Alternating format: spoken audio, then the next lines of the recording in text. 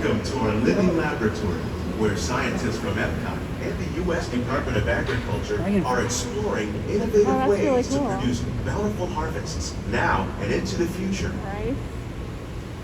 Red fruit. I don't see any red fruit. The tropics are home to the greatest diversity of plants on the planet. Many of these, like papaya, bananas, cacao, coffee, and rice, are well known around the world. These are just a few of the edible plants that have been an important source of nutrition for people living in the tropics. Many are rich in vitamins and minerals, while others are well adapted to growing in less than ideal conditions. Some, like the water lily, thrive in wet, slumpy areas and waterways. All parts of this plant, even the flower petals, are edible. The starchy root of the plant has long been used to make flour for baking. I think that's new too. I don't remember. One day, many of these lesser-known tropical plants may be as important as the bananas growing on both sides of the boat. More than 28 million tons of bananas are eaten annually, making it the most popular fruit in the world. Bananas right there, honey. They're baby bananas. They're little itty bitty bananas. See, bananas is the most popular. Yeah. They're about to get their head. That's chocolate. It is. My favorite, right there. Little bananas. I don't know. I guess like all fruit, they need a flower.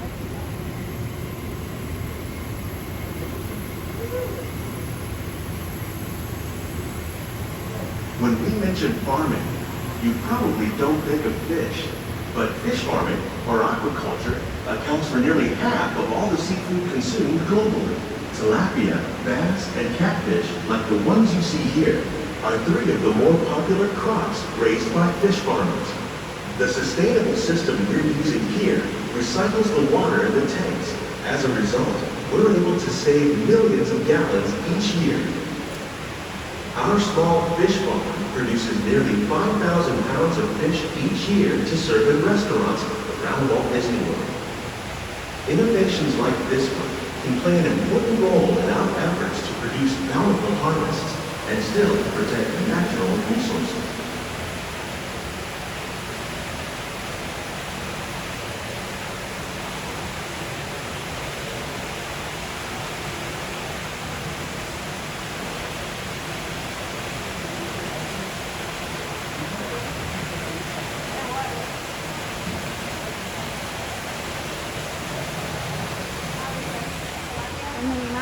Oh, that's very nice.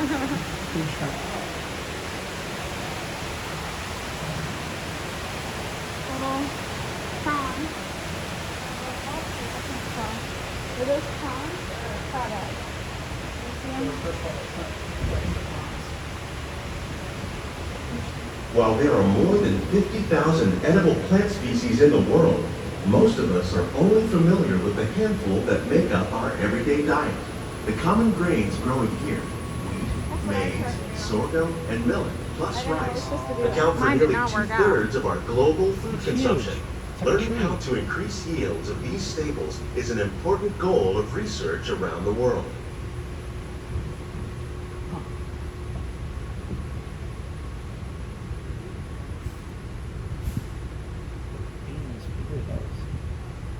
Yes, we did. We didn't know we were.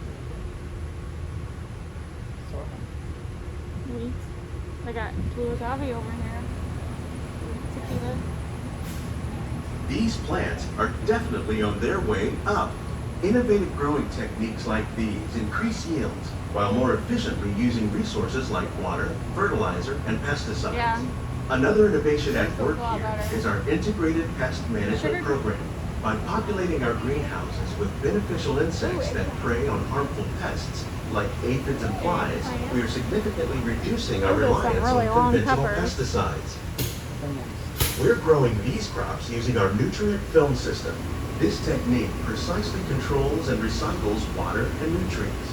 With it, we can produce over 27,000 heads of lettuce a year in this one small area.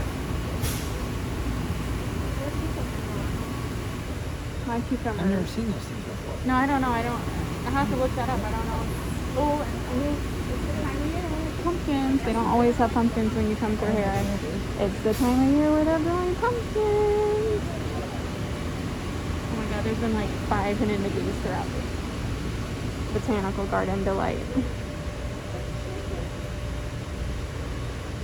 Tomato. I don't see tomato. Some of our best ideas have been inspired by nature, like these fruit and vegetable trees. By growing these ground plants vertically, we can increase yields and better control diseases. These crops taste as good as they look.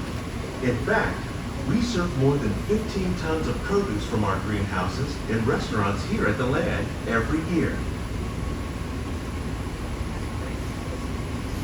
Oh, they got rope on it. I was just wondering how they keep up there. But still, the fact that they don't put it somewhere stopped is just amazing.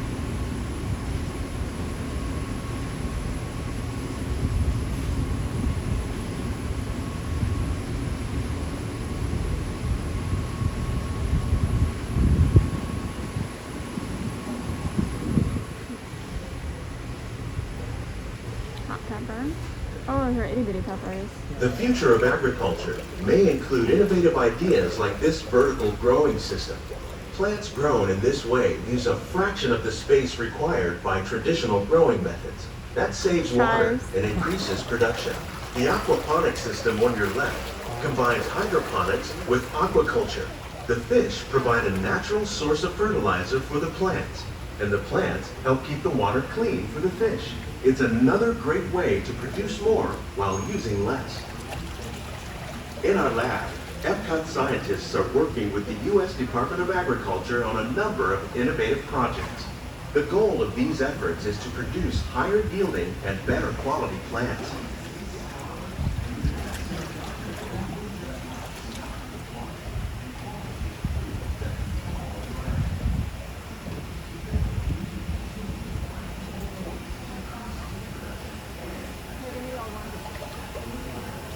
Yep.